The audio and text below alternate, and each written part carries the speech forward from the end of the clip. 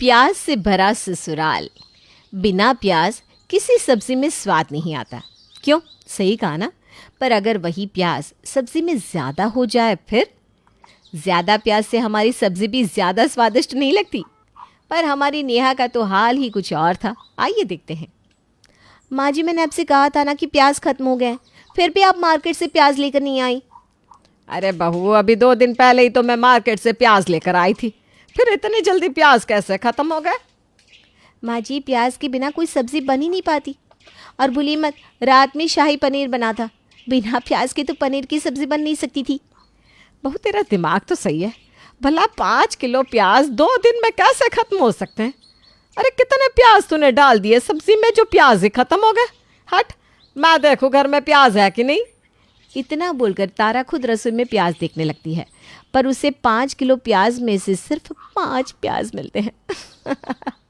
ये देखकर उसकी आंखें फटी की फटी रह जाती है। नेहा बहू, तू सब्जी में प्याज डालती है या प्याज में सब्जी? 5 किलो प्याज में सिर्फ ये 5 प्याज बचे हैं। माँ जी, अब क्या कर सकते हैं, बिना प्याज की सब्जी में स्वाद ही नहीं आता। और आपको भी तो प्याज की सब्जी खानी होती है। अब जल्दी से मार्केट से प्याज ले आइए, खाना बनाना है मुझे। बहू, आज के लिए ये 5 प्याज बहुत है। तू 5 प्याज सब्जी में डाल दे। कल शाम को सब्जी लेने जाऊंगी तो प्याज भी ले आऊंगी। अभी मेरी तबीयत ठीक नहीं लग रही, मेरे बस की नहीं है मार्केट जाना। इतना बोलकर तारा वहाँ से चली जाती है। अपनी सास की ये बात सुनकर नेहा का मुंह बन जाता है और वो खाना ना बनाकर अपने कमरे में चली जाती है और अपने पति को फ़ोन लगाती है। तभी उसके कानों में सब्जी वाले की आवाज़ आती है, जो प्याज बेच रहा था। ताजा ताजा प्याज ले लो, 50 के 3 किलो। पूरी मार्केट में इससे सस्ता प्याज नहीं मिलेगा। आओ आओ, लूट लो। अरे, लगता है भगवान ने मेरी सुन ली। अब अरुण जी को क्या ही परेशान करूं, जब गली में इतने सस्ते प्याज बेचने वाला आ जाता है। एक काम करती हूँ, उसी से ले लेती हूँ 100 रुपये की प्याज। इतना बोलकर नेहा अपना पर्स लेकर बाहर प्याज लेने के लिए चली जाती है और प्याज खरीदने लगती है। तारा अपनी बहू को प्याज लेता देखकर भी कुछ नहीं कहती, चुपचाप अपने कमरे में चली जाती है। अब नेहा के पास 100 के छुट्टे नहीं थे, तो वो 500 रुपये के सिर्फ प्याज खरीद लेती है और पूरे घर में प्याज ही प्याज नज़र आते हैं।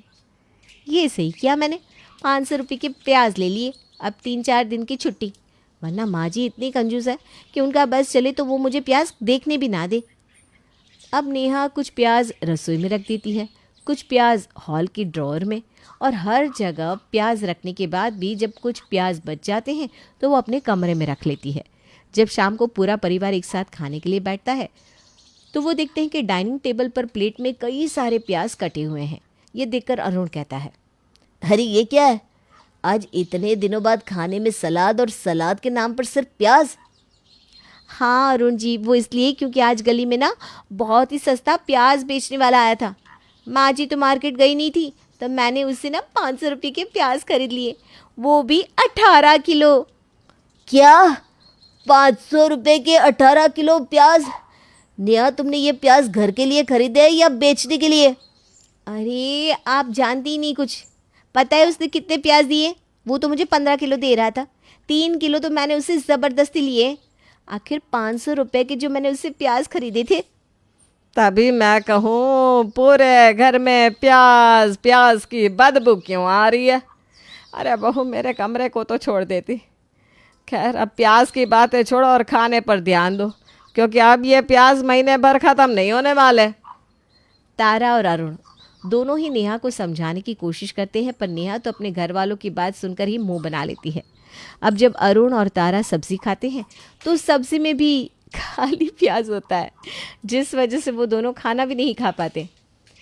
यार नेहा, ये तुमने क्या बना रखा है? प्याज की चटनी, प्याज की सब्जी, प्याज का परोठा, इतना प्याज कौन खाता है?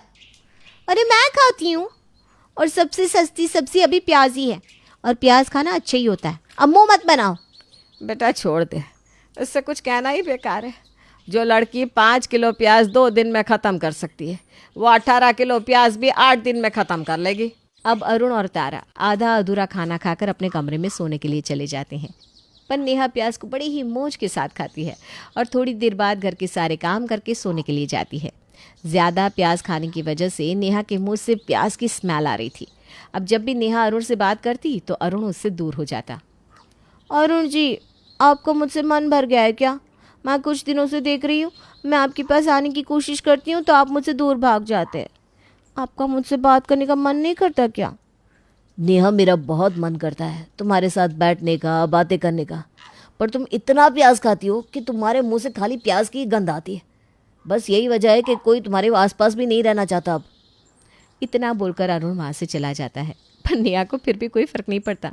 ज़्यादा प्याज खाने की वजह से उसके शरीर और मुंह से इतनी ज़्यादा प्याज की महक आने लगती है कि सब अब उससे बात करना ही बंद कर देते हैं। पर नेहा की ये हरकतों पर कोई असर नहीं पड़ता। अब भी वो पहले की तरह हर समय प्याज खाती और खाने में प्याज ही डालती, जिस वजह से अब तारा और अरुण उसके हाथ का खाना भी नहीं खाते और नेहा अपने लिए अकेले ही खाना बनाती और खाती। नेहा की इन हरकतों से तारा बहुत परेशान हो जाती है और एक दिन घर में किसी बाबा को बुलाती है। बाबा, यही मेरी बहू है जिसकी सुबह बिना प्याज के होती नहीं। अब आप ही कुछ कीजिए ताकि वो प्याज खाना कम कर दे। इसने पूरे घर को प्याज मंडी बना रखा है। वो तो तुम्हारे घर में प्याज की छिलकी और प्याज की महक से ही मुझे पता चल रहा है। लगता है अब तुम्हारी बहू पर मुझे प्याज का जादू करना होगा ताकि वो प्याज खाना बंद कर दे। इतना बोलकर बाबा जैसे ही पूजा करने के लिए बैठते हैं, वैसे ही नेहा बाबा के लिए प्याज की एक नई रेसिपी बना कर ले आती है। बाबा भी नेहा के सामने हार मान लेते हैं और उसकी बनाई हुई रेसिपी खूब मज़े लेकर खाते हैं। बाबा, आप तो यहाँ मेरी बहू के ऊपर से प्याज का भूत उतारने के लिए आए थे और खुद उसके हाथों का बना हुआ खाना खा रहे। क्या आपने भी उसके सामने हार मान ली? बेटा, तुम्हारी बहू के ऊपर प्याज का भूत नहीं, बल्कि तुम्हारी बहू के हाथ में प्याज की रेसिपी बसी है।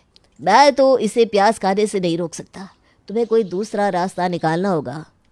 अब तारा इस बारे में अपने बेटे से बात करती है। इसके बाद अरुण नेहा के लिए ऑफिस में बात कर लेता है, जिस वजह से नेहा ऑफिस जाना शुरू कर देती है। ऑफिस जाने के बाद नेहा को इतना समय ही नहीं मिल पाता कि वो प्याज खा सके या घर में ला सके। अब घर में तारा के हिसाब से खाने में प्याज डाला जाता और इस तरह तारा और अरुण को नेहा की बचकानी हरकतों से छुटकारा मिल जाता है।